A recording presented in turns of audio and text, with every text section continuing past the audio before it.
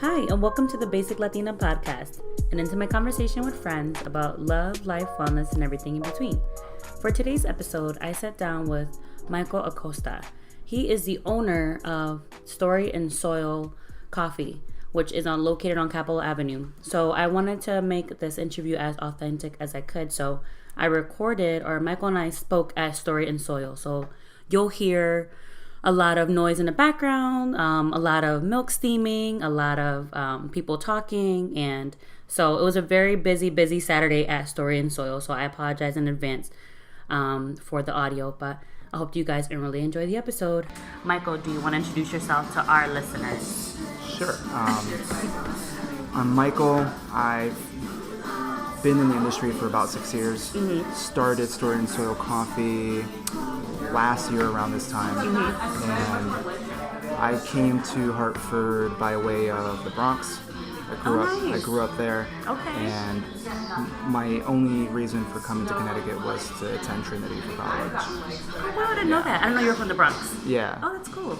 So how is it, going from the Bronx to Hartford? Because New York is completely different. So do you like Hartford? Do you wish you were back in the Bronx ever? I like Hartford. Mm-hmm. As I've grown up here, mm-hmm. Post-grad. Yeah. And as I've come back and forth from New York, mm-hmm. I think the differences between these two cities are very different. Yeah. I mean, very clear, rather. Yeah. So, in New York, you are in a amazing melange of people. And so I grew up around everyone. Right, and in Hartford, it's the segregation is very clear. Mm-hmm. And so Absolutely. You have these enclaves, and so Hartford is this enclave of Puerto Ricans and Jamaicans and mm-hmm. And it's the north end is for the West Indian people, mm-hmm. and the south end is for the Hispanic people, and it's very clear, the lines. And the lines are incredibly clear, especially when you go from here into the West End, and then from the West End into the West Hartford, and then all the other suburbs. So that hasn't really detracted from my experience, mm-hmm. but it has presented a challenge as far as running the business goes. Right. Because, and we'll probably get into this further, but a big motivation of mine with a physical space is to be able to create and promote a culture mm-hmm. that is not only open to all the creatives and the vibrancy that's currently going on in Hartford, but also that promotes all those things. Yeah. And what's difficult is if you're in the know, there's a lot of things going on. Yes. And there's a lot of vibrancy, there's a lot of upstarts. Yes. Mm-hmm. There's a lot of interesting things going on in the grassroots. Right. Food, art, music, what have you, mm-hmm. Activism. But no one tends to know about it. And so a great example, Open Studio was last week, and I kept on having the same conversations of, this is amazing, I just didn't know that this existed. And it's so funny because I end up, not to interrupt you, but I end up seeing the same, and I haven't seen you before, kind of around, but I end up seeing the same people around at the events, at the Open Studios, or in downtown at some kind of event, or at the brewery. I end up seeing so many people at all these events that are going on in Hartford, and I never see people who grew up in Hartford actually at those events, because those people, they don't know what's going on. For example, my friends, I end up getting into a debate with them because they're just oh, Hartford is whack, there's nothing to do. And I'm there's so much to do in Hartford, especially if you have kids. It's actually hard to, there's stuff to do if you're a millennial and you're 20-something, there's stuff to do if you're single, if you're in a relationship. But there's so many things for kids that you can go to the Wadsworth for free if you're a Hartford resident. I told my friend that, and she was I didn't know that. And I think I like, places like this, your coffee place, because I think that it allows people to kind of figure out that oh, Hartford is up and coming. But I feel I had a similar experience to you, where kind of in the backwards, I went to Boston to get my master's, and when I came back to Hartford, I was miserable, because I'm there's nothing to do here. What am I gonna? I had never been I wasn't a young adult in Hartford ever. I was always just a kid. Right. But then I found which I think it might be the case for everybody else, once you go to a couple events, you know how to find them. You know where to find them. You know that you have to be on social media. You know that you have to Google things, because I don't think that we do a good job of publicizing unless you own a place, right? And there's posters posted up, or there's people telling you because they want you to go there. So I think it's interesting that you opened your place right on Capitol, because this is considered like a bad street. And would you say that that's the case when you opened it? Like that this is like, oh, why did was anyone kind of deterring you from like opening it here, and why here of all places? We've gotten some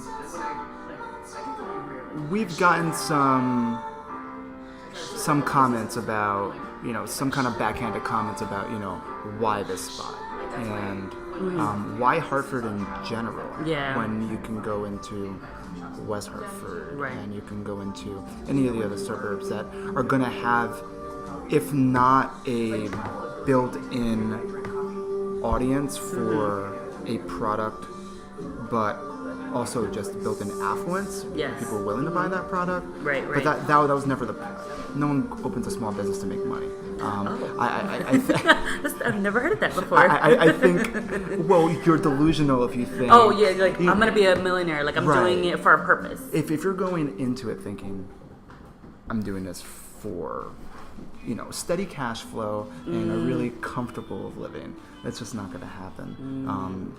I think there has to be this ethos that you go into the business with, and it stems from a passion, a vision, a clear intention to make a change, to solve a problem. Right. And we're not solving anyone's problems here. Yeah. You can get caffeine at right. Starbucks. You can get it at Dunkin' Donuts, which is right at the corner. Right. I think the most powerful thing about having a physical space and going into it with a clear intention to influence is that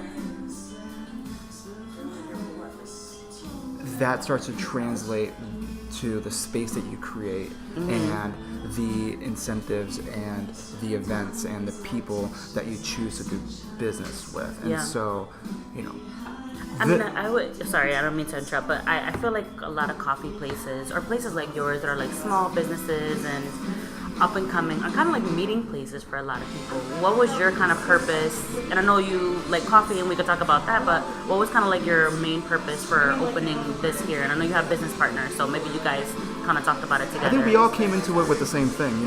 They own a home in the Asylum Hill area. Oh, nice. So, okay. 2 minutes away. Right.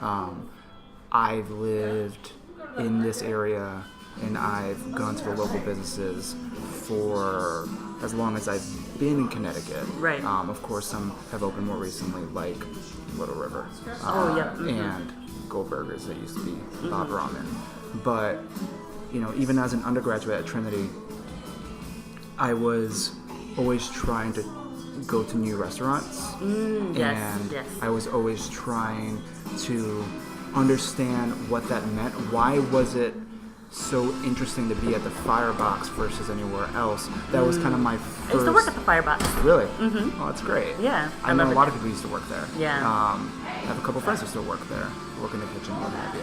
And I love that you said that, because I feel like I'm an alien compared to my other friends, because like I actually grew up here and really love Hartford and really want to make a difference in my community and this is the whole point of this podcast, is to highlight Black and brown businesses in Hartford. I'm also like interviewing a whole bunch of people in like New York and DC and Massachusetts, but it's like there's so many people that don't know what's going on in places. They'll go to Chili's, they'll go to Olive Garden, Red Robin. There's nothing wrong with those places, but why not try to go to Trinity restaurant and see, is that a family-owned restaurant?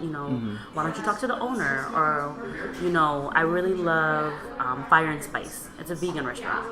And I'm not vegan, but I love the food there. I love that a Caribbean family decided to open a vegan restaurant. Right. Because it's like, who would think of that? Like, we and love right vegan down the block. Right, exactly. We're right down the block. So it's like, I love that because people don't take the time to do their Googling, right? And kind of figure out, I want to change things up and I want to kind of go to a different place. Right. What motivated you kind of what motivates you to kind of try new places? Why is it that you wanted to check out Firebox or other places that were, that were not chains? I think it's the same reason why I'm in love with the industry that I'm in, and also why I'm so critical of the industry that I'm in. So, specialty coffee, I think, in large part, is about influencing the supply chain of a product that's been treated like a commodity for so darn long. Yeah. And so even now,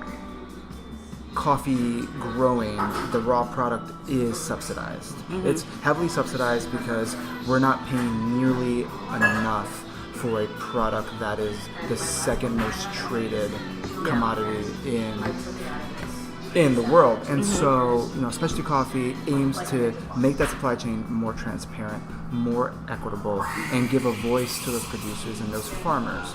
And so all of that, those are value adds. Yeah. From the soil all the way to when you get it in your cup as a consumer, there are so many hands that touch it. And I think that makes sense because of your title.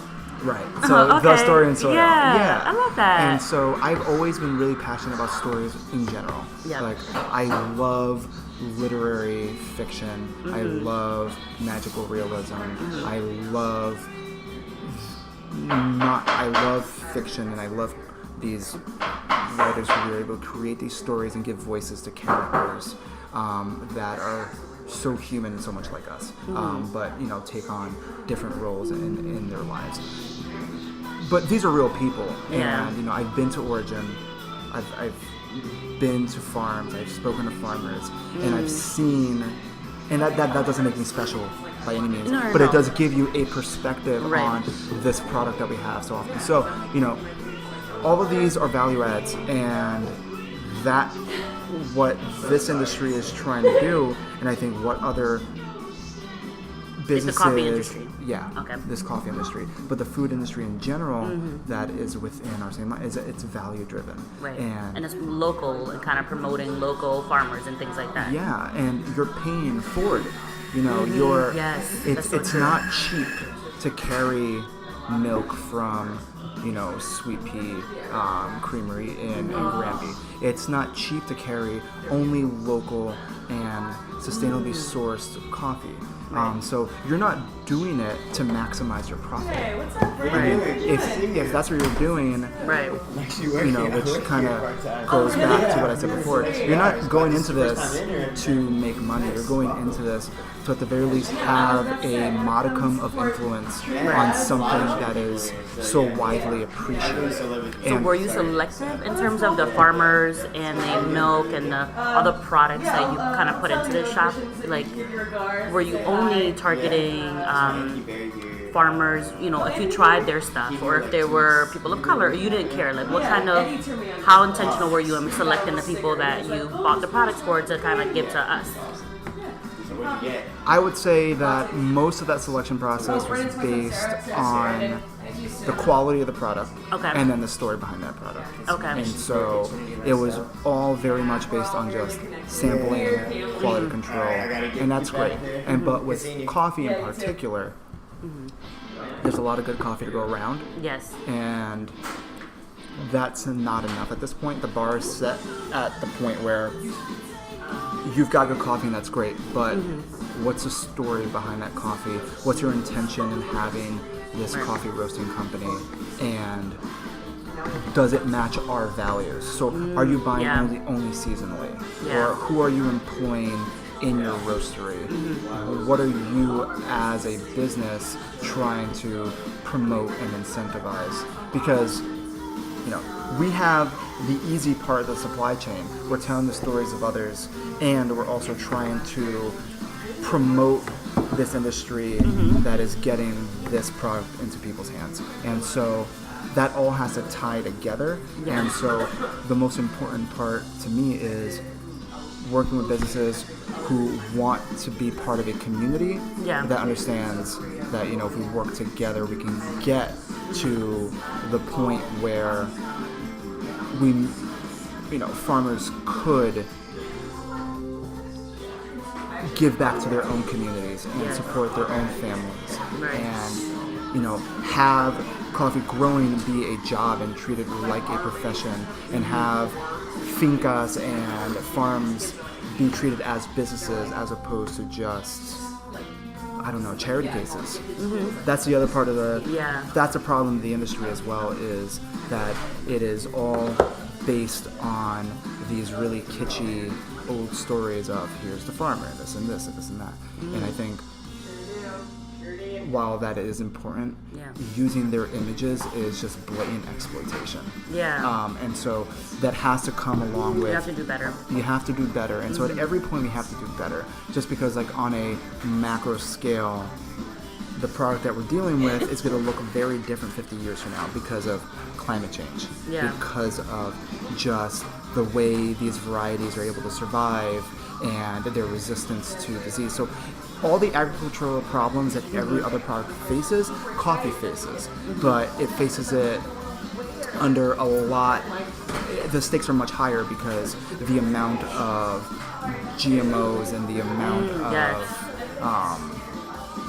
the amount of kind of pharmaceutical influence on these varieties and these crops is minimal. And so once these coffees become extinct, they're extinct. So because of a lot of factors, this is a product that's going to get more expensive. And so on the retail end of things, you need to do better to give people a reason to pay more for a product that is so incredibly subsidized.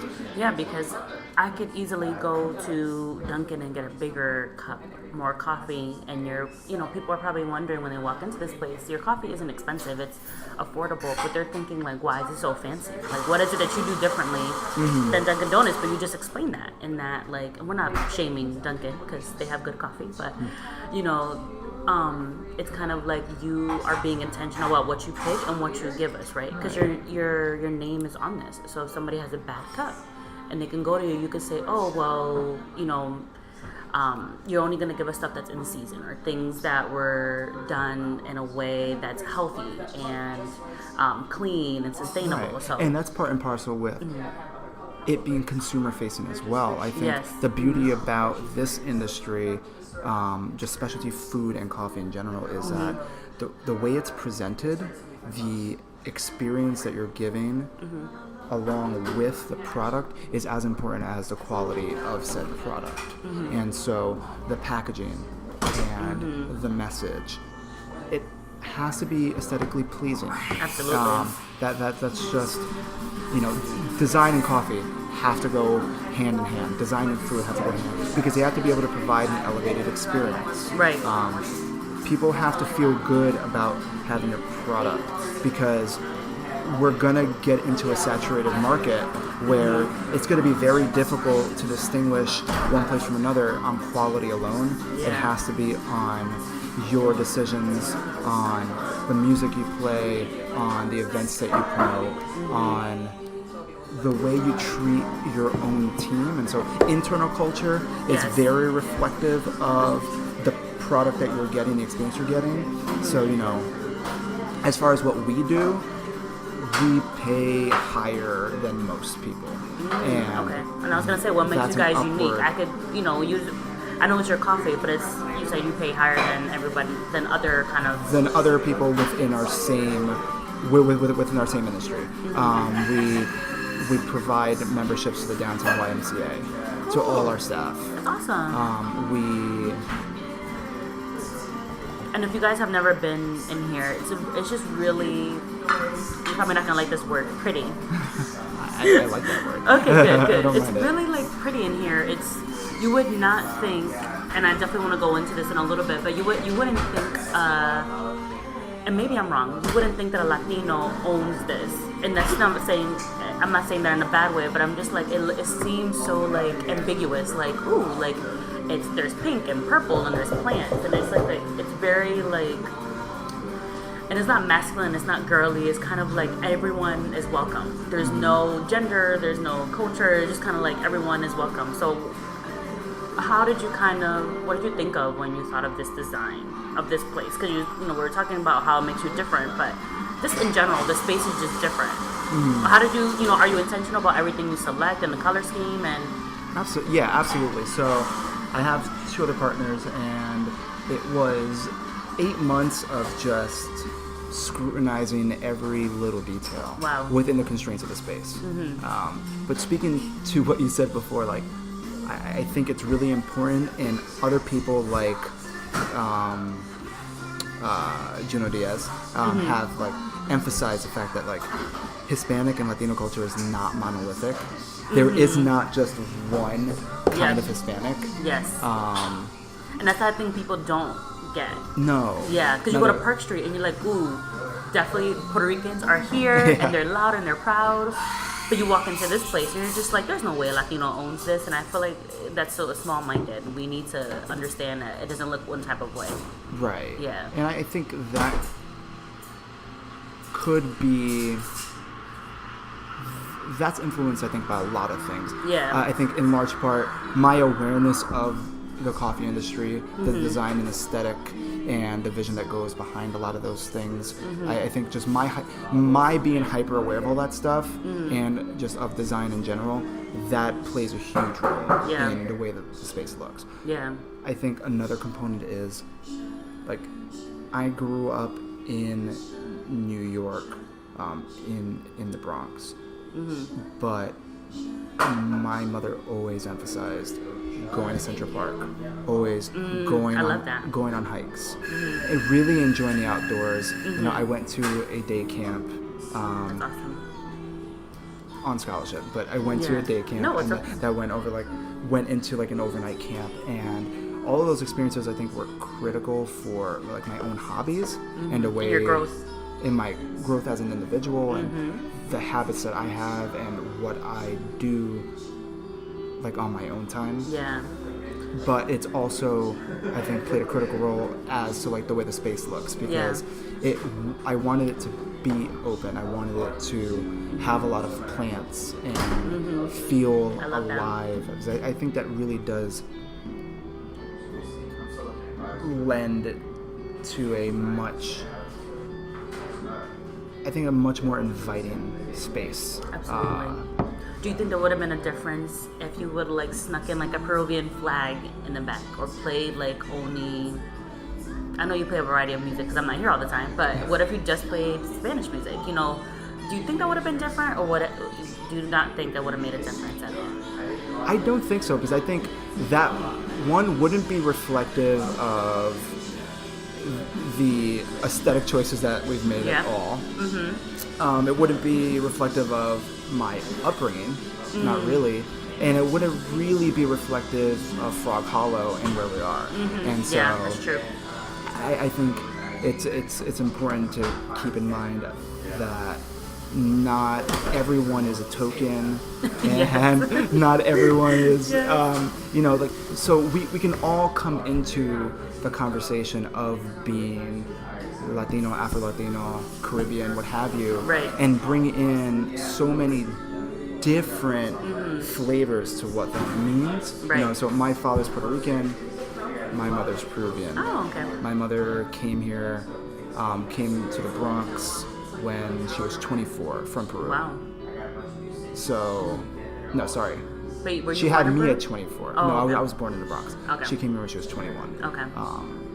And that on its own was a very interesting household. Yeah.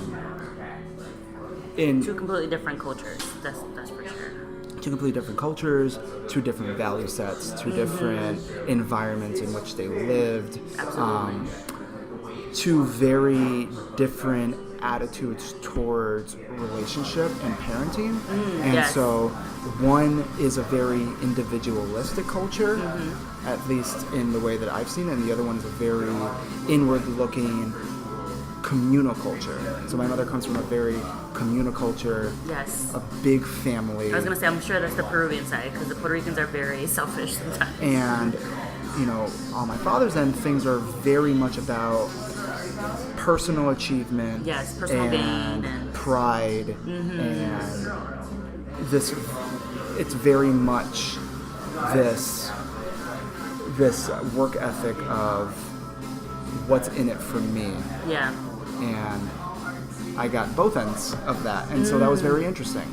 That, and I had a lot of freedom growing up, and so I was not ever really influenced so much culturally by either my parents, outside of those things that you're just kind of because the Bronx is so diverse inbred, too. Bred into. So I got a taste of a lot of things. Right. And so growing up, the person that ended up was not someone who just listened to Hispanic music or just sought out those things that may in some way look like my own background and my own culture. And so I love that your parents did that, because I know I have friends that I went to college with that were from the Bronx, and they were either black or Puerto Rican or Dominican, and they had a similar experience to you where they went to like all girl Catholic schools for school because their parents wanted them to go to a good school, and they would send them to sleepaway camp, or they would make sure that they had other experiences outside of the Bronx because where they live was really saturated with the same people and the same experiences.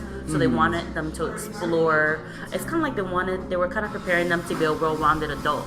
So when I met them, I was like this super Puerto Rican girl from Hartford, like stuck in my ways. I have changed like tremendously, but because I grew up my dad is Puerto Rican and my mom is Dominican, but I grew up mostly in a Puerto Rican culture, and values and stuff like that. So seeing them in college and meeting them was completely different, because I had never met people from the Bronx, and I'm like, I thought you guys would be like, you know, like crazy and like super like Latino and like, I don't know, loud, like all these things, and they're just like, no, like they were just well-rounded people, and I love that, because I feel that parents that do that are really setting their kids up in a good way. yeah, because I think that in part, coming from that background arms you with a lot of tools. Yes. But I think one of the most important ones, as well as one of the most counterproductive ones, is really good self-defense mechanisms. And, you know, so much so that you then tend to just block out everything else. And so, I mean, we're all, I think we're all victim to that to a certain extent, but you grow up, I think, with at least in my experience in New York, you grow up with a great appreciation for the variety that there is in life, and a really good grounding in what makes you different within that environment. And I think that those who come from more privileged backgrounds are never really challenged in their beliefs or in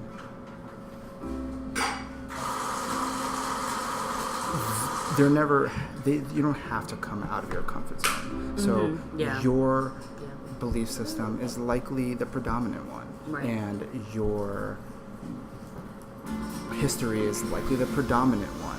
And so you come into the world, I think, armed with a certain set of skills, but a great portion of naivete. While if you come from a socioeconomic background that forces you to be on the defensive and ready to defend yourself either psychologically or even physically, you grow up with a certain harshness that then could kind of guard you from other people. And so it's this kind of clashing of upbringings that I think give you certain skill sets. But if you, for some reason or another, are really open to kind of taking it all in, and you know, you're taking in a lot of these different perspectives, and they don't necessarily have to influence you, but you go. You don't have to make them your own, but the very fact that you can kind of try to understand them, bring them in, and then have it at least even just color the way you may be able to look at certain things, then you do become more well-rounded. And so all that is a lot of very, very vague. I think, just being exposed to a lot of different people, understanding what their backgrounds are, and then being able to have a critical lens is super important. So, I went into Trinity I was just going to ask as you a about minority Trinity. in a largely affluent campus, Yeah. like an incredibly affluent campus, so much so that I had a conversation yesterday with a sociology professor who, when we got to talking, I like to bring that up just because I know what the students' perspectives are, but professors are always very guarded, and so you're gonna, because of various reasons, you're trying to get tenure, you have to be mindful of what you say, or you have to be very mindful of what you say. Yeah. It's a political position like any and people who administrative is. have never been to Trinity but lived in Hartford and know where Trinity is located, they're just like, it's so weird that they stuck this predominantly white, affluent college that's really exclusive and really competitive to get into in the middle of the hood. And I'm like, I think that they did that intentionally, but I was like, I've only gone to Trinity for events. But how is it kind of being in that space, right? And So, Trinity is founded in 1823. Oh, that's true. And it wasn't. Oh.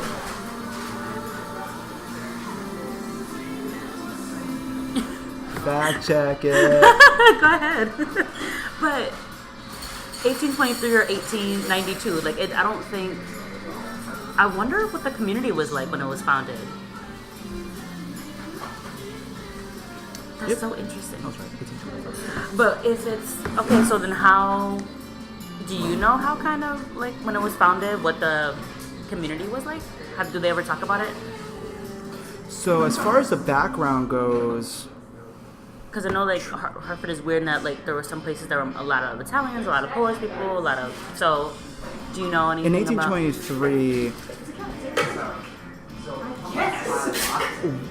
I think the historical context was just incredibly different. Yeah, that makes sense. Even I think people forget about that. A century later, in the 1920s, we were dealing with very different things from the 1820s. Right. But I think, in large part, Trinity symbolically plays a role in Hartford because it's the highest point. Yes. It is a very historic campus with gorgeous architecture, but architecture that is very imposing and vastly different from its surrounding area. And so, do you feel like Trinity is a different culture? I know professors who work there who work at my job and people who do different things there, and they kind of talk about the dynamics of Trinity, and it's so interesting. Apparently the track field, people from Hartford can't use it, and so they were trying to figure out how to keep the track field open so people can run at night, but they're concerned about safety. And then there has been a lot of things going on, and maybe you know more because you went to school there, about gender-based violence, right? They have that huge Women and Gender Center that does a lot on campus, but there's still a high amount of women who don't feel like they can report if they've been sexually assaulted. There's all these things that I've heard about, and I'm just it's so weird, that it's almost like its own world. Do you feel like it was like that when you went to school? Trinity is very much a bubble, okay, and it's very much a bubble that's hard to break, even after you graduate. And so I think one portion of being in that bubble is your perspective on Hartford and the immediate surrounding area. And so, it's just, I think, a negative feedback loop of students telling other students, and even some professors telling other students, I believe this is a bad neighborhood, don't walk here, don't leave campus because of X, Y, Z. Right. And while there are definitely incentives to break that bubble, leave campus, use public transportation, we're all getting passes. Right. So, but do you think they're preparing them, or do you think that that's kind of a false perspective of Hartford? Because I feel like they have some, the professors, while there's a way to do it so you don't sound like you're targeting a community, they're probably trying to prepare these kids who've never been in Hartford to be mindful of the community that's around them. Do you think that's bad? I think a lot of it has to do with you're battling preconceived notions, but you're also not using the right language to pretty much say you're in an urban center. I grew up in the Bronx and I grew up in New York. Right. So you just have to have street smarts. You just have to be aware of your surroundings. And if you're not acting a fool, you're likely going to be fine because there isn't much random acts of violence. Right. In large part, it's gang activity. Right, gang related. So if you're not going to be caught in the crossfire, like that's not something that usually like happens. No. And so for me going into it, it's a very foreign idea of saying like, watch out. I understand that. Yeah. Not everyone's armed with those same tools or those same instincts or having, have this. Right. I think you should generally be, and you're from the city, so you're probably just like, well, this makes no sense. Like, why are you warning people? That's just common sense. But like they say, common sense is not so common, and people just don't, and I don't want to sound like I'm victim blaming because I'm not, but, people will like walk at night in a neighborhood that they don't know, by themselves. Like I feel like it's not just Hartford, it's any big city. You shouldn't just be you shouldn't just walk by yourself in a neighborhood you don't know all the time. And I feel like it's a different conversation for men and women, right? Because some people would argue, don't tell women that because women are not at fault for what happens to them, whatever the case may be. But I think you should just be mindful if you're in a city and you don't know the area. Most likely, people are not going to bother you unless, for women, it's the occasional, sometimes more than occasional catcalling and street harassment. I feel like that's one of the biggest complaints that women have, like in Hartford. But other than that, there's rarely somebody who's grabbing you and trying to like harass you. Absolutely. Yeah. And I mean, I think people, and this is just my like messed up view. I'm in the Harvard schools and I teach kids about teen dating violence. And so almost all the kids watch Law & Order SVU, right? We all do. That's like our favorite show. But they have, a lot of the stuff that they have is about like stranger rape. Like you're walking in Central Park and somebody grabs you and sexually assaults you. And so I kind of try to teach my students that when you go off to college and when you're at a party, like it's not the person that, it's very like the statistics say it's usually somebody you know. Right. It's usually like unfortunately a friend, a sibling, it may be a family member, it may be somebody that you just have been around. It's not the stranger that's walking on the street. It's not the homeless guy. It's not the guy who's strung up on drugs. Like, They actually don't want to bother you. They're just cold. They're tired. They're hungry. All those things. But I don't want to go on my tangent about that. No, but that's something else that plagues every single college campus, including Trinity. Yeah. Particularly because of how difficult it is to report. Even to bring yourself to report these problems, or incidences rather, not to mention the trauma of dealing with the aftermath and getting the police involved, the administration involved, and the embarrassment, and just the process is, I think, necessarily complex, and Title IX and all of that stuff on campus, I think, has been really has been improved. Yeah, it's definitely much better than when I went to school. When did you graduate from Trinity? 2013. 2013? Yeah. Which are bachelor's? Masters? Bachelor's in neuroscience and philosophy, Oh, wait, say that again? Neuroscience and philosophy. Neuroscience and philosophy? Yeah. How is that related to coffee and being a small business owner? It's not. But I think I thought there was some low-key connection. No, I think really my approach to education, I mean, I went into it wanting to go to medical school. At the end of it, I wanted to go to a graduate program for neuroscience or philosophy. But I think it mostly speaks to, one, just my inclination to just want to take deep dives into things that I'm interested in. If I'm interested in it, I want to know everything about it. But also, I think Trinity as a school and my professors were amazing at motivating that curiosity. And the way the classes are laid out, I was able to take a lot of different classes and explore a lot of different ideas and have a lot of different discussions. So I think it's me eventually opening a coffee shop and It's wanting only to. been 1 year old, right? What? It's only been in here for a year. This has been here for 3.5 months. I'm sorry to interrupt, but I work at Trinity, and I just wanted to say I'm happy to support local plays. I think it's awesome what you're doing. Thank you. What's your name? I'm Sophie. I work in the admissions office. Oh, great. Nice to meet you. Take care. Oh, you say you only been here for 3 months? Yeah. Oh, I The thought shop's you only said been open earlier. for 3.5 months. Oh, I thought you said you've been here for a year, maybe. Oh, no. We started the development and all of this last year. Okay. Yeah. So you graduated in 2013. I guess I have two major questions. Did you ever think that you would be here, in terms of owning a coffee shop? Did you ever have a strong love? Did you always have a strong love for coffee? And then when did you decide that this was gonna be your dream, your vision board was gonna come into place? I think there's a couple of different questions. I know. No, that's fine. I didn't finish an idea that I started earlier, which was that, while there has always been a bubble, and I think there will always be a bubble just because of the environment that Trinity is in. It has gotten much better because when I was there, not a lot of people were leaving campus, and they weren't leaving, and especially not to just hang out and explore the local businesses. But I've seen a lot of freshmen and other students coming in here, and that's been really motivating because I think that's speaking to the fact that Trinity is doing a great job of motivating these things, and it's also great that students are seeking this space out as opposed to the much more convenient options that they have on campus. So outside of that, no, I didn't want to open up a coffee shop. Because you were I want to go to medical school, I might get my master's. So it's what happened? When was the switch? Did you graduate and then work at a coffee place and love the smell? What was it?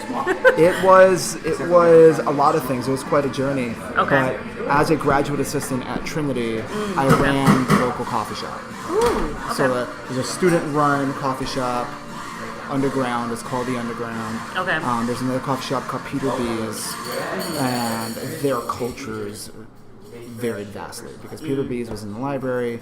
The Underground was kind of a destination off to the side, Okay. not visible from street level, and so you had to want to go there. And it really was an enclave for the kind of arts and music and great discussions with your friends, or not that this didn't happen at Peter B's, but this happened more so at the Underground. It's known for kind of that space. That sort of alternative vibe. Okay. So I worked there for 4 years as an undergrad. Oh, as an undergrad, okay. Yeah, and so then graduating, this opportunity to go in as a graduate assistant opened up. And it was originally to manage this new space that's now the Vernon Social Center, as well as the coffee shop. Okay. Christopher Card used to be the assistant dean of students. And so I went to him, told him I was interested, but I was only interested really in running the coffee shop. I didn't want to run this other place. And so it was about a 6-month-long negotiation, but we eventually got the funding for the graduate assistant stipend. That's awesome. Got on-campus housing, and then I ran that spot for 2 years while I was there. Oh, wow. And this is post-grad. This post-grad. Okay. So that got my feet wet for operations, for running a shop, that's awesome. for training, for peer-to-peer management, for just operations and standard operating procedures and just all that stuff. And so that was a great intro to that. But it's also when I started really reading a lot about coffee, and then working at local coffee shops like J. Renee. J. Renee, yeah. I did some work with the kitchen at Billings Forge. I then eventually... And this is after the 2 years or during that time? During that time. So during that time... So it was just all coffee? All coffee. I wanted to get better at what I was doing. Awesome. Running a shop and get better at... I realized that I didn't know nearly enough about coffee. and that there was so much to know on the technical end of things, as well as just on the supply end of things, on the business end of things.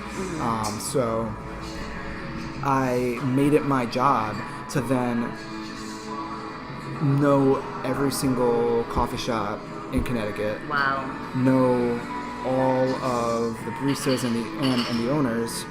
That led to then meeting other local business owners of restaurants, bars, what have you. Yeah. And so I slowly but surely created this network of food professionals and local entrepreneurs that were participating in this thing that I now understand.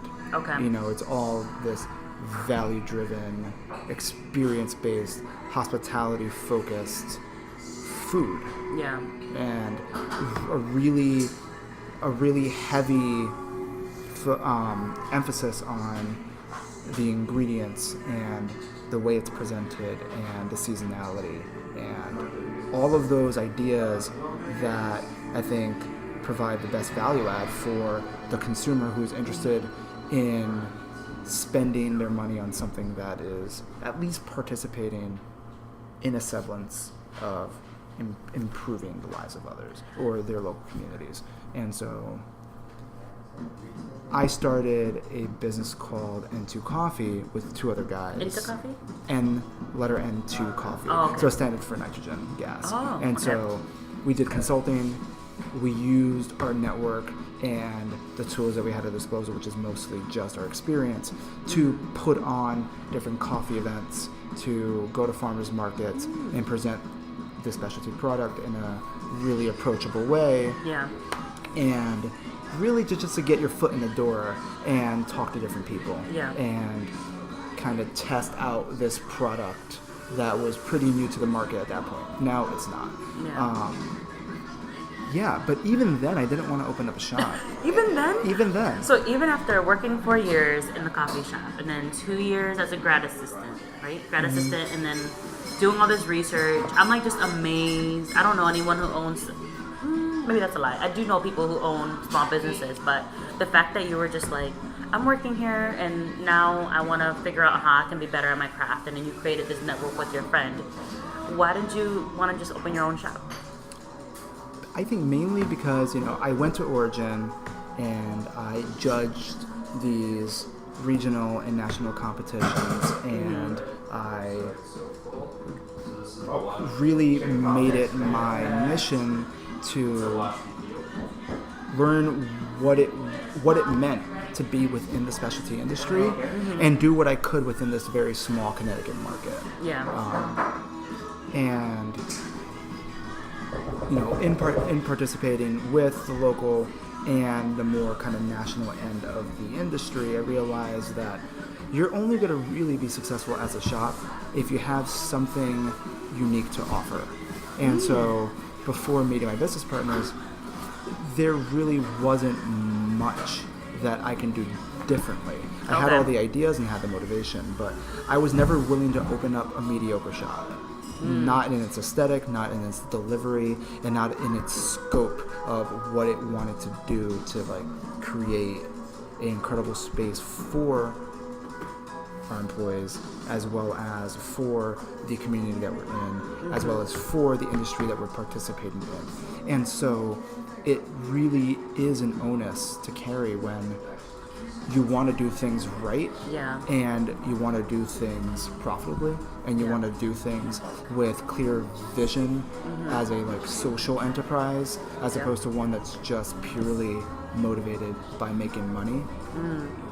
There's nothing wrong with that though, because that is what you need to have the tools to create a sustainable environment for everyone that's participating in the business.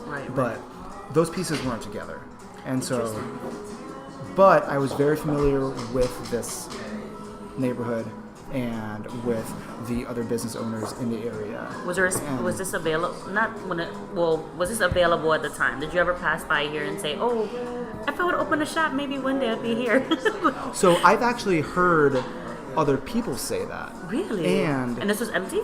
This was empty for at least 7 years. And so I've never noticed. Aaron and Maya Gill bought this whole complex 4 years ago Okay. on the tax sale. They couldn't look on the inside before they bought it. Wow. And so That's a risk. it's when they went in, they realized it was in just such incredibly bad shape. But their mission was to create 6 apartments, so the perfect 6, as well as these 2 storefronts. And What's the other storefront? it's so if Sorry. you cut this in half, it's reflected equally on the other side. So on the that other one is going to be an ice cream shop. Oh, Actually, is it going to be a what? an ice cream shop, An ice cream shop? owned by a local family as well. Oh, that's awesome. Yeah. Sorry, proceed. I just got really excited. No, it's so That's it took amazing. them about 4 years to get to the point where they were leasing out these apartments, and so come October, they're all leased, Okay. and But the space, this space, and and the the space space next door were empty. empty, but for rent. And so we got put onto this space through Rory Gale, who owns Hartford Prince. Oh, in- Hartford Prince, yeah. on Pratt. So Yep. But had you met your future business partners already? Like, were you guys friends? nope, I did not know You them. hadn't. So okay, you it didn't know was them. very much jumping on an opportunity that made sense. So Sarah McCoy called me and said, "You don't know me, but we met at a farmer's market. I'm looking to open up a shop. Do you want to take a look at the space and potentially come in on the project with us?" Wow. And so they had the want of, I want to open up a business and I want to do so on this block, because they wanted to celebrate Hartford and add to the community. That makes sense. Had already kind of had my feelers out for different ways to do that. And So you kind of had thoughts about, I'm going to do that in a different way. You didn't think that you would jump onto this I was project. looking to pivot from what I was doing with M2 into something that could have a larger influence. But once again, retail is just a whole nother ballgame. Yeah. But in seeing the space, meeting Sarah and Michael, it just made sense. It made sense that if there was going to be a specialty shop that was very just like grassroots, punk rock, like just gritty, get it done, and just build from a really strong foundation, it was going to be here, because where else was there going to be this growth of new businesses popping up in a community that was already very vibrant and across the street from a new apartment complex. Yes, very that- convenient. that has access to all these state workers as well as folks who are already in the community, who work at Real Artways, who work at Trinity, who go to Trinity, who go to any of the local surrounding. So it was very much, It this just made stretch sense. is very unique. And you know, it's hard to find another spot in Hartford Like proper like this. And you know, we have been missing a coffee shop like this since they took out La Paloma. Right. And I was very sad when they took it away. And only because that space was so unique, because I remember going to, like, I don't know, like poetry slams and like mixers, just like all these like odd events that I would like never find myself in. And when they took it out, I was like devastated. And I think that that's awesome that you decided, like, again, this stretch is interesting, but we were missing something to replace that, like not like a new Paloma, because nothing can really replace that, but it's different in that we have Dunkin', but that's a chain. So we were looking for something local. So I think you were really smart. Did you know that Paloma was here before? Yeah. Oh, did you go to Paloma? It's right there In the where corner. where Little River is right now. Yeah. So when they I feel like there was something before Little River, or maybe there wasn't. No, it was La Paloma, then La Paloma Sabanera. Yep. And then Little River. Yeah. So when they put Little River, I haven't even gone into Little River because I'm so sad that La Paloma left. Oh, no. So I need to just get It's a over great it. place. You Is should it? go. Okay. Yeah, but no, this is an amazing location. But at the time, were you concerned about, and for those of you who don't know, it's not a huge place. Were you concerned that it was too small? Like, was the vision clear? Like, oh, we're going to make this work. We came in with lofty goals. Yeah. We're gonna have a like loft, on a second floor, and we're gonna have this. It was gonna be like a 2-floor. Yeah, of course. That's so funny. But I think we very quickly realized we have limited space, and that's not unique. That's unique maybe for Connecticut. Right. That's unique for Hartford. But if you go anywhere in New York, you've got tiny little kiosks where people are either like squished into, or they just realize you're just elbowing people out of the way. You're getting your coffee. The experience that the shop is providing may be good, may not be good, but either way, that's just the way things are. That makes sense, especially for you who came from the city. You're just like, well, this is like in all the coffee shops that I've been to, probably like all the little local businesses. They're small, they're quaint, they're comfy, they're welcoming. They're not like these huge places where you feel kind of isolated, where somebody's sitting in the corner by themselves. And I think that's nice, is that you can't get lost in here. I think the first time, and this is overshare, but it's okay. I think the first time I came here, I had been here all day. I don't know if you remember when I came here, because I've been here a couple of times, and you see people come in and out. I was here all day, and it was a weekend. And I had been having like the worst day ever. Like I came here randomly because I wanted to get some work done and I wanted to organize, and I was like, I don't drink coffee, but they're gonna kick me out if I don't drink something. So I had to. It's not true. It's not true. So I was like, let me get the pumpkin pie latte. Let me be basic and just get that. And I got it, and it was amazing. I think I got like a couple of cups, and I was all wired. And I remember it was like one of those really low weeks where I was like super depressed and just like not myself. And when I left here, I felt better. And one of my friends was like, what did you do? How are you feeling? And I'm just like, I went to this little coffee shop, and it was so cute, and I felt so welcome. I was like, no one talked to me, nobody bothered me. I just sat in the corner. I'm pretty sure I was like crying. No one noticed. And I think I just needed to just go to a place where outside of my world a little bit, and that's the sense that I get when I come in here. And I wanted to tell you that since you're the owner. I appreciate that. Yeah. I mean, that's really touching, because we want this space to be transformative in that, it has to be a third space. It has to be very different from any other facet of your life. And so if it's a space for transition from one part of your day to another, that's awesome. If it's a place for refuge, that's awesome. If it's a place to just gossip or shoot the shit, that's awesome. See friendly faces or just kind of disappear. It's small to disappear in, but it's, I think that's part of what's been wonderful, is having our guests make the space their own, as well as having our employees make the space their own with different events or even just their presence. I think the people really make the space, and so everything we do is to improve people's experience, and I think a very lofty goal is to leave people better than how you found them. I like that.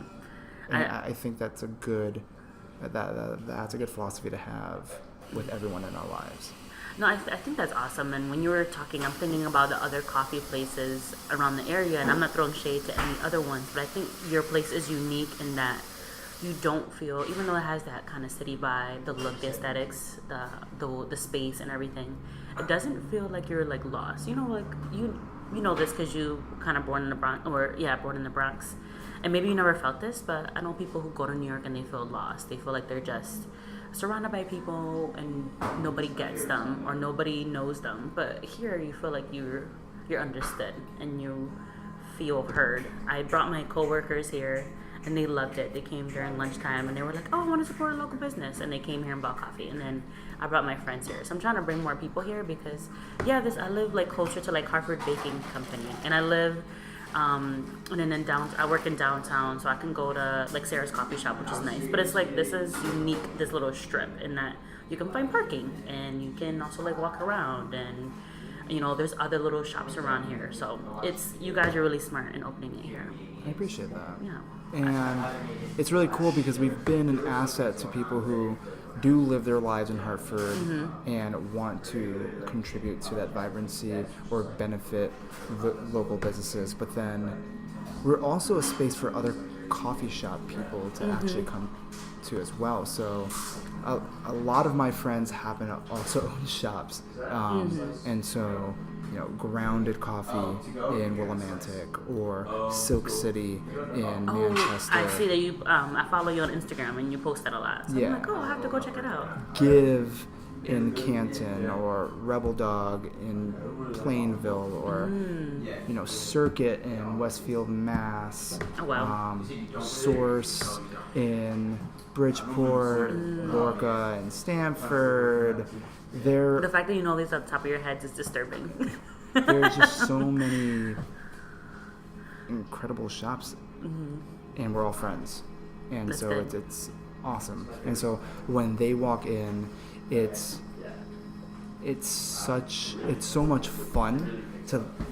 I mean, if you're gonna show off for anyone, it's for those who are like in to enjoy what you're having, but also kind of like, you know, they want to challenge you a little bit. And so it's always fun to kind of cater to those people as well, who, you know, they make their a living off of what you do, right. And then also share that same product at that same high level to everyone else who walks in through the door. Right. And I think that that's one of the things that really sets us apart, but it's not the most important aspect. I think the important aspect is coming in and feeling this thing, but also knowing that you're getting a world-class product is also an added benefit. Right.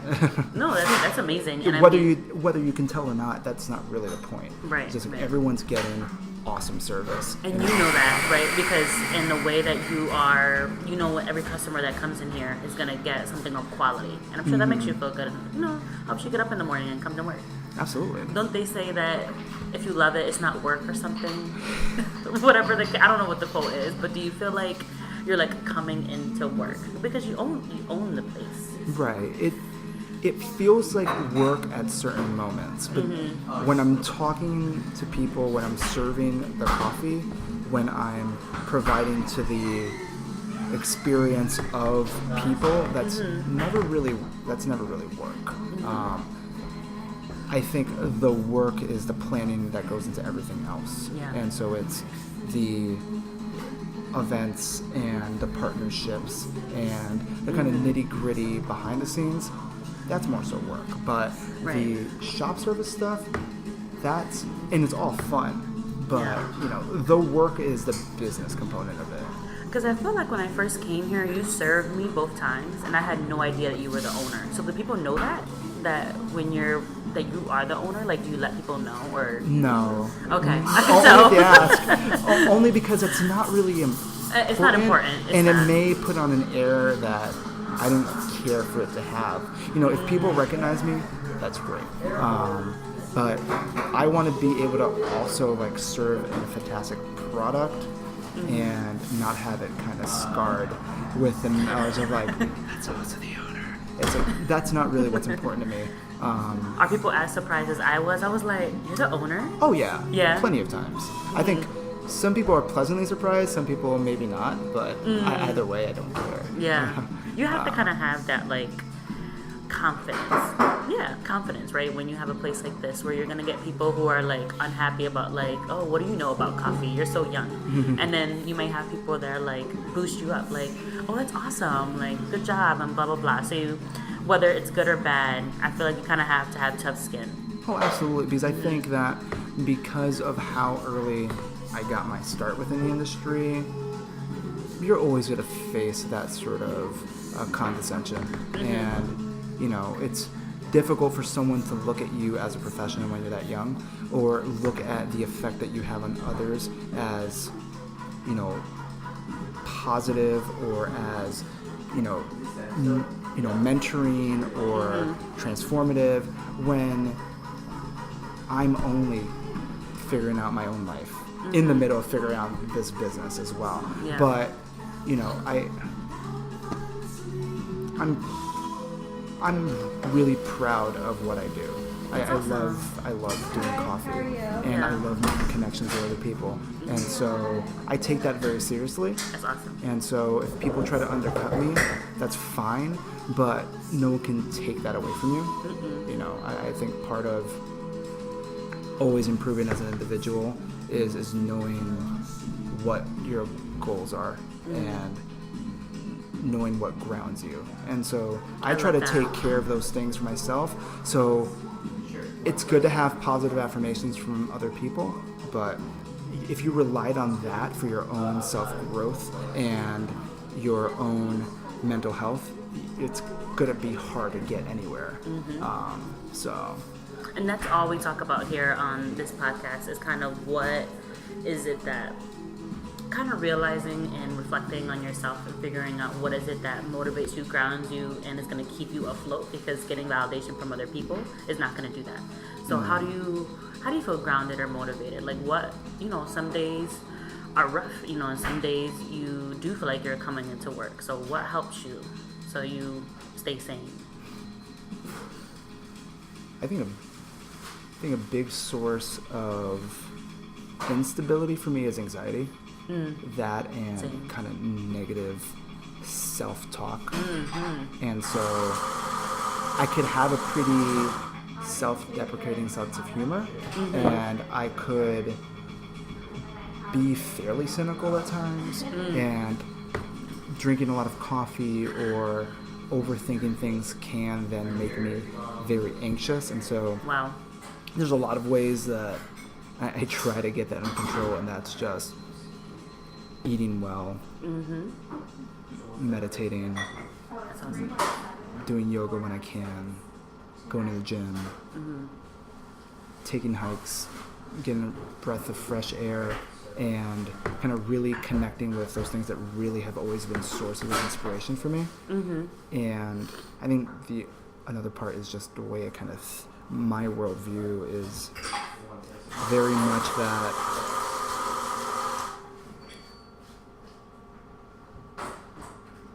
you have to ascribe meaning for yourself.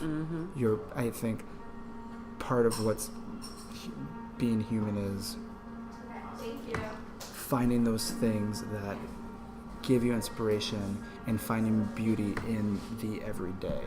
And I think getting so much energy or joy from connecting with other people. Yeah. And so clearly in the right industry for that, because that's all you really do. But I think that really, I'm kind of like a selective extrovert in that sense. I was going to say, do you ever feel like talking to people is exhausting? Or you're like, I'm kind of tired and I want to take time for myself, which is all those things you mentioned before. I think it can be very much exhausting when I think it's very dependent on the person that you're talking to. Because it's all about energy, right? So if someone is, we even though we're the strongest person and we say we don't, we take on other people's emotions and energy. So if someone may be telling you a really traumatic story, you may know like, oh man, like now I feel like crap because they just told me like something really sad and it's affecting me. So do you have those moments where you check in with yourself about like, I'm not feeling good? Oh yeah, absolutely. And I also know that there are certain people that when I talk to, I'm going to get the same story from them. I'm gonna get. They're gonna talk about the same thing, and I know that I have to. Sometimes you just gotta be there for people, and that's great. So sometimes it is just part of being a good friend or there for people means that you may just have to listen. Yeah. And it means a lot of listening. Or sometimes it's you're having a really engaging conversation with someone. And that's never really all that exhausting. Like if you're talking about music or film or books or what have you. But if you're talking about politics with someone, that can get exhausting very quickly. Right. Even if they're on the same political spectrum as you are. Yeah. It only goes so far. It really does. Everyone is so, people are easily offended these days, and things are so charged that it doesn't matter what your beliefs are, because everyone is not going to have the exact same beliefs as you, and it can turn into a conversation that at the end you're just like, why am I so exhausted? And I love that you're talking about this, because I feel like it's just the universe talking to me, because yesterday I was having a really bad mental health day, and it was because it stemmed from me voicing my opinion at work about how I felt about how segregated we are. And for me, when I'm not really good at telling people how I feel, so for me to tell someone who's a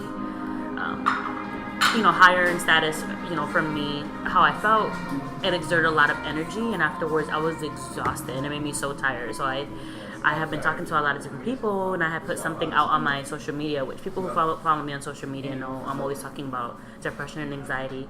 A lot of black males reached out to me, and they were just like, oh, when I'm depressed, I eat pineapple, I eat strawberry, I eat this, I eat that. And I love that more people are talking about their mental health and what helps them. And again, it brings me back to the point of this podcast, and that because we're all human. You get interviewed a lot, and you're the face, sort of, a story in soil. And I remember when I first saw you, one day you had a poker face, and you were just you had a really serious face. And I was like, I wonder if he's nice. And then the other day you were just like how you are with me today. So you never know what somebody's going through until you really sit down with them and get to know their story, right? I have a really bad case of RBF.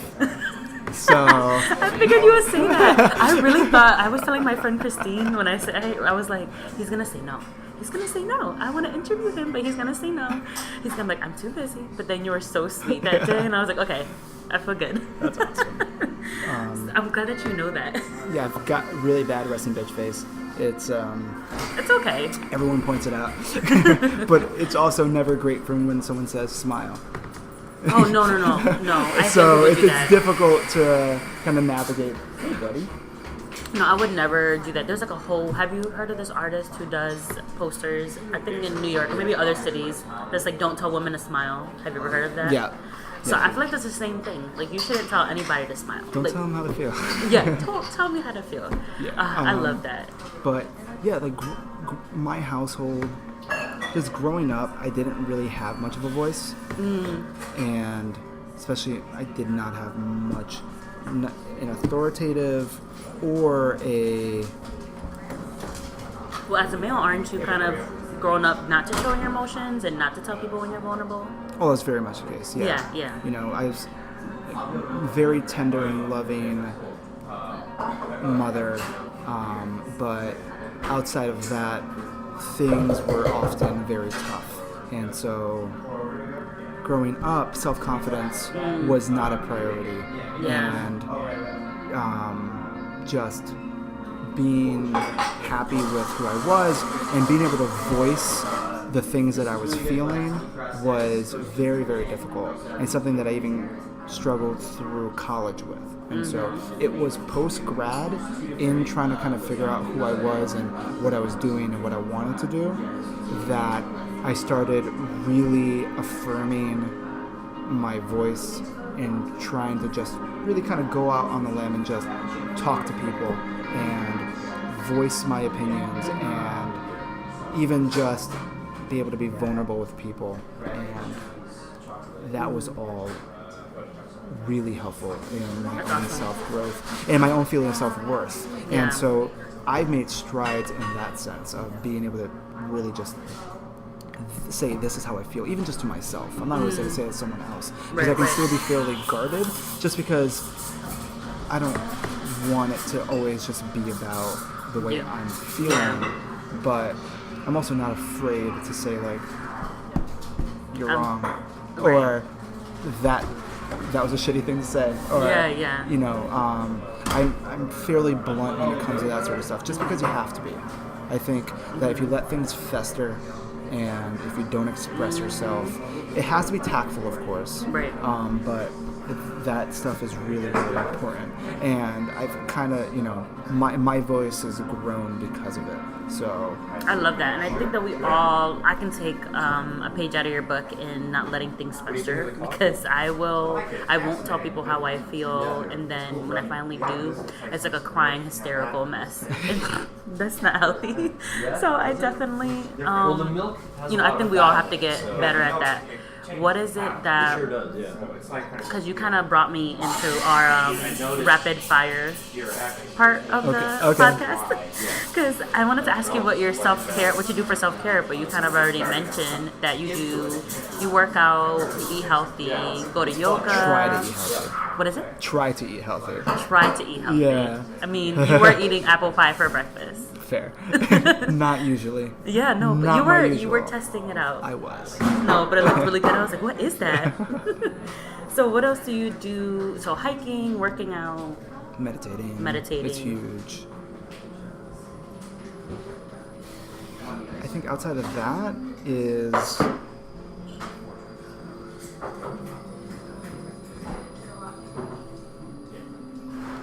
I think making a mental note of how I'm feeling and what I could do to make myself feel better is just kind of always knowing what... A physical note? Like, are you journaling or... Mental.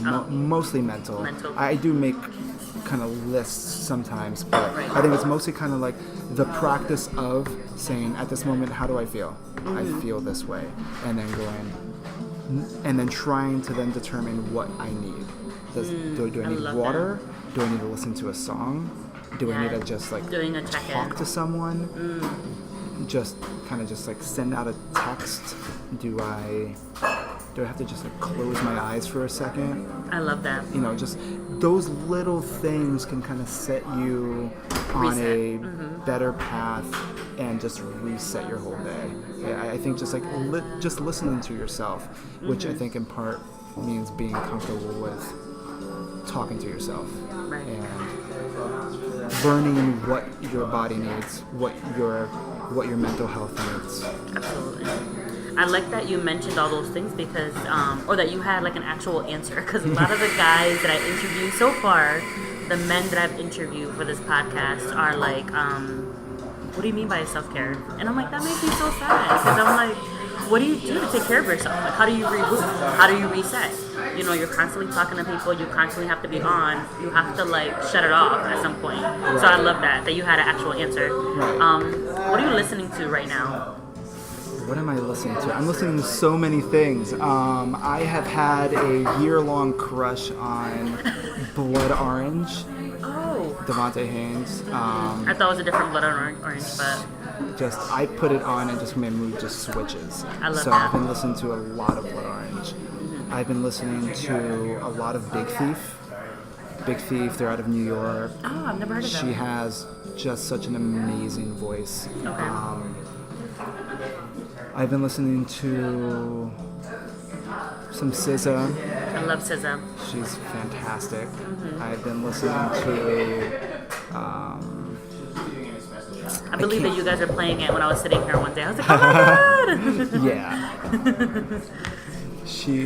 She gets a pretty good shout out here. So that's your rotation? I've got a lot of people in my rotation right now. Porches is there. Home Shake is there. Mac DeMarco is there. Conan Moccasin. Kendrick. Love Kendrick. Thundercat has been a recent favorite. You're telling me about a lot of artists I don't know, so I'm excited. Michael Kiwanuka. Okay, I've heard he's great. I can go on and on and on and on. I've actually, that's one of the things that I've focused on this past year is listening to new artists and listening to just music intentionally. So listening to whole albums and trying to think through it and really kind of get an ear for the different genres and the different music that I'm listening to. So that's also been really a fun meditative process for me. I know people don't listen to whole albums anymore, which is sad. What are you reading right now? And if you're not reading anything, what was the last thing you read? So I am reading a few things right now. I am rereading friend Michael Ponticaloni let me borrow this book of poetry called An Abridged History of Rainfall, and it's by this Puerto Rican poet named Jay Hopper, and it's essentially all about his dad's death and his dealing with it, and it's just a beautiful book of poetry. I've been going through Roberto Bolaño's 2666, and that's a really heavy book, both physically and as far as content goes. Mass murders in Mexico. That's a lot. And he's an incredible writer. He also wrote the Savage Detectives. I am reading a few just kind of coffee industry books, just marketing and I'm jealous that you can read all these books at the same time. I just flip through all of them. Just flip through all of them. Yeah, it's not very efficient. But but those are the main things that I'm focusing on right now. Awesome. What is your morning routine like? You get up in the morning. When I get up in the morning, I say, don't look at your email. I try to say that to myself. Okay, nice. And so on mornings that I don't do that, I will just get some water and just try to close my eyes and just kind of sit there with my cat and that's so cute. And just hang out for just even a couple minutes. But that requires me getting out of bed. But the trap is staying in bed, flipping through emails and texts, and social media, looking through my phone. Next thing you know, half an hour's passed, and I feel exhausted already. And so, I just try to. I love having really slow mornings. I hate doing rushing in the morning. Me too. So really slow mornings. I'm not usually reading in the morning. That'd be nice, but I'll journal or just take a really long shower. Nice. Yeah. No, I love that you're taking a moment in the morning. What's your night routine like? You're trying to turn down from the day. Listen to a podcast. Ooh, I'm usually listening to a couple podcasts and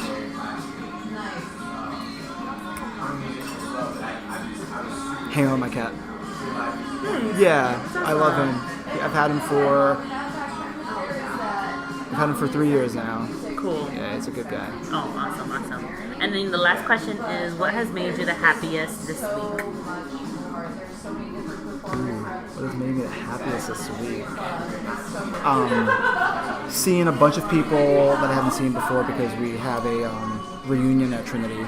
Ooh, so nice. A lot of alumni are in. So I saw them last night. That was wonderful. And then going to the barcade with a friend. Oh, I heard the barcade is nice. On Wednesday.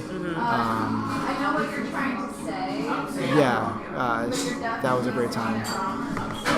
Good. So kind of just nothing related with work. That's good. It shouldn't be related to work. Thank you guys so much for listening to the Basic Latina podcast. You can find Story and Soil Coffee. They are located on 387 Capitol Avenue in Hartford in the Frog Hollow area. You can also follow them at Story and Soil Coffee on Instagram. If you like this episode, don't forget to rate, review, and subscribe on iTunes and SoundCloud at Basic Latina Podcast. Make sure that if you add some reviews, then we get more visibility, and visibility is essential. The Basic Latina Podcast inbox is open, so please send me your comments, questions, and concerns at basiclatinapodcast@gmail.com. We intend to do a listener letter episode later in the season at some point. If you send me your letters, maybe a guest and I will read them on the show. I would like to thank the Pod Squad for making the Basic Latina Podcast sound so good. Editorial oversight is by Gabbie Barnes. Music is by Michael Guns. I'll talk to you guys soon. Stay well and take care.